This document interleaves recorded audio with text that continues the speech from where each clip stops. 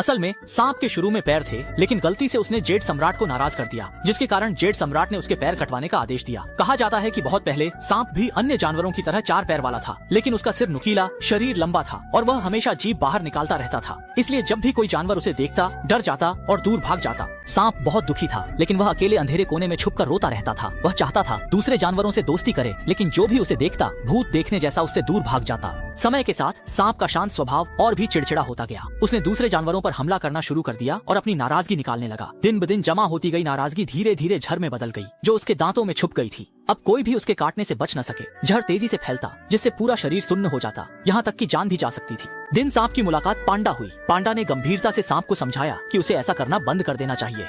पांडा ने कहा कि अगर सांप यूं ही दूसरे जानवरों पर हमला करता रहा तो सब उससे डरने लगेंगे। ये सुनकर सांप ने सारी जिम्मेदारी जेड सम्राट पर डाल दी। वह जानता है कि सब उससे डरते हैं। वह रोज जेड सम्राट से शक्ल बदलने की प्रार्थना करता है, पर जेड सम्राट परवाह नहीं करता। दोष जेड सम्राट की बेरुखी को। सांप की ये बातें जेड सम्राट सुनते ही गुस्से में आ गया। तुरंत सांप सजा देने का फैसला किया। जल्दी ही एक देवता सम्राट के आदेश पर धरती पर आया। सांप ढूंढते अपनी तलवार निकाल ली। पलक झपकते सांप की चारों टांगे काट डाली।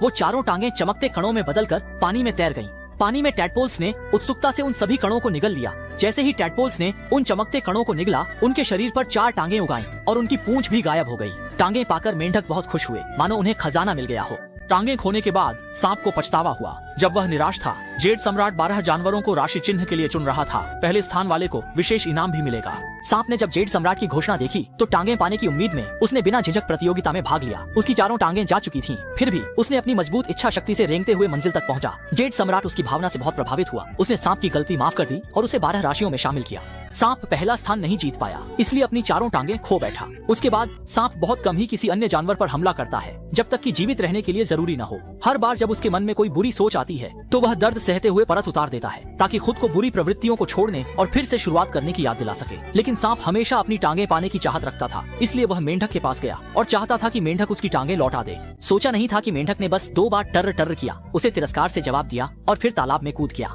उसी समय से सांप मेंढक का सबसे बड़ा दुश्मन बन गया। लेकिन हर बार जब वह मेंढक को पकड़ता, अपनी टांगों को चोट पहुंचने के डर से मेंढक को पूरा निगल जाता। लेकिन सांप के खाने के बाद टांगे नहीं आई।